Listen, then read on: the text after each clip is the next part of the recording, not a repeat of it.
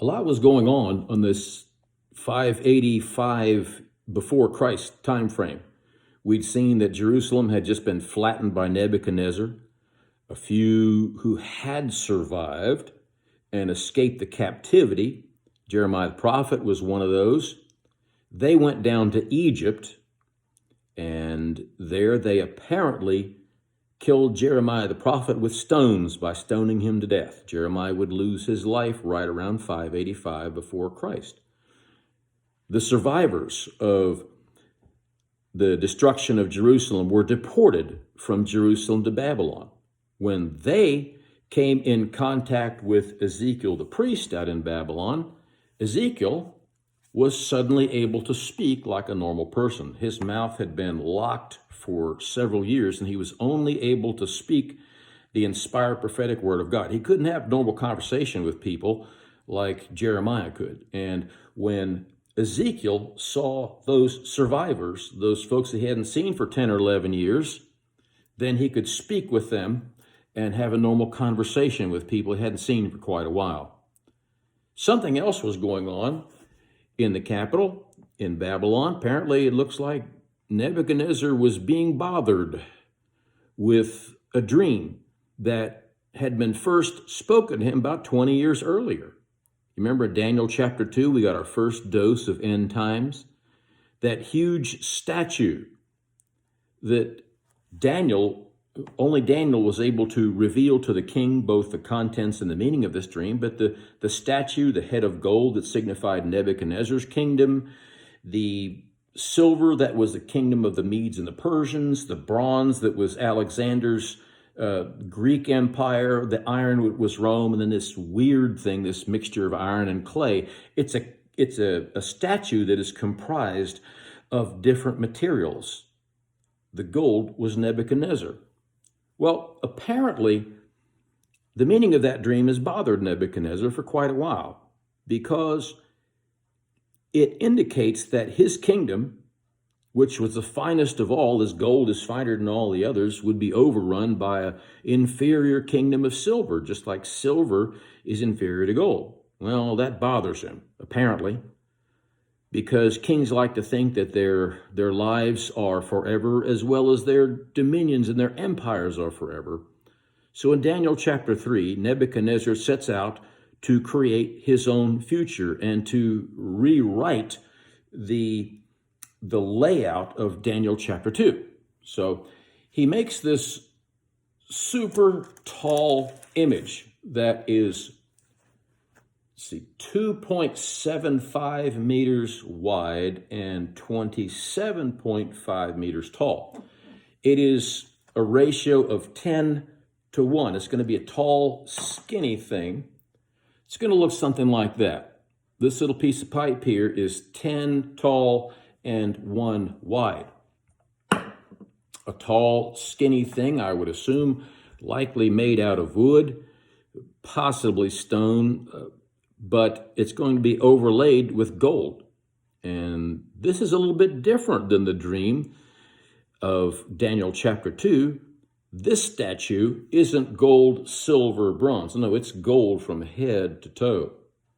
So what is likely happening here is this: Nebuchadnezzar is trying to rewrite the future and forge his own destiny. He doesn't like the information of Daniel chapter 2, so he sets out to make a statue that is gold from head to toe, indicating that his kingdom is forever. And it'll solidify in his thinking that this is true when everybody, all the peoples, nations, and men of every language that have been taken captive to Babylon, that they bow down and worship this golden image. Now,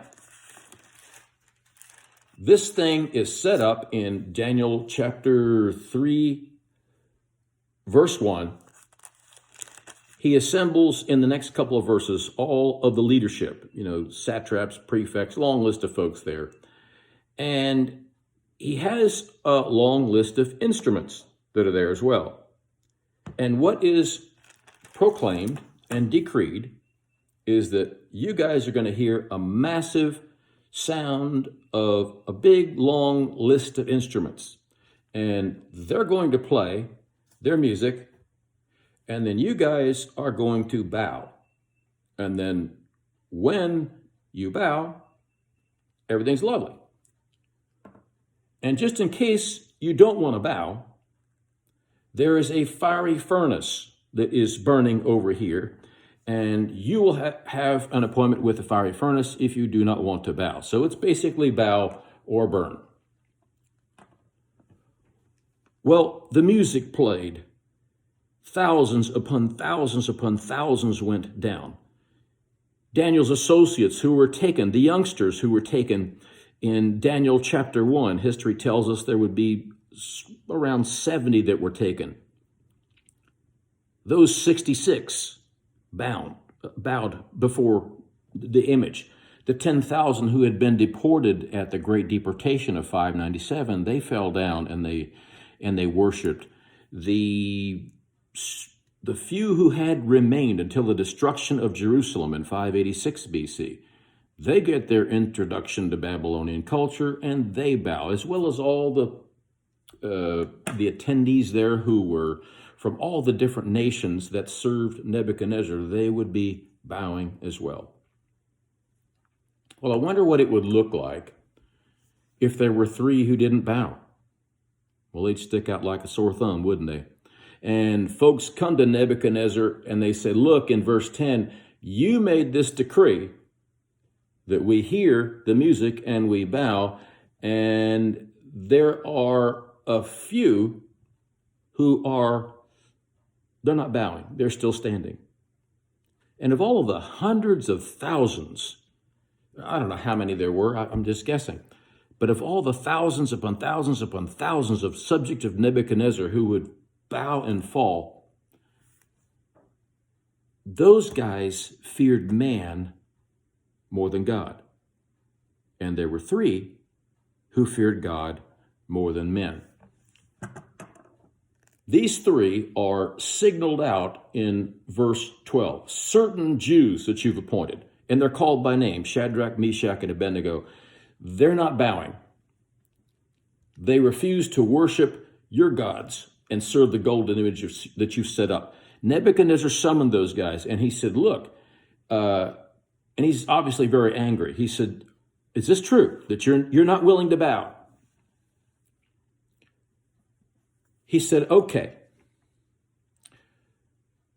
you guys have run the province of Babylon. You've done a wonderful job. We've worked together for 20 years. And, I'm going to assume that you've been so busy just running your Babylon thing here and helping me. I'm assuming you didn't get the memo. So let's take it from the top, okay? Here is the image. And, here is all the musicians.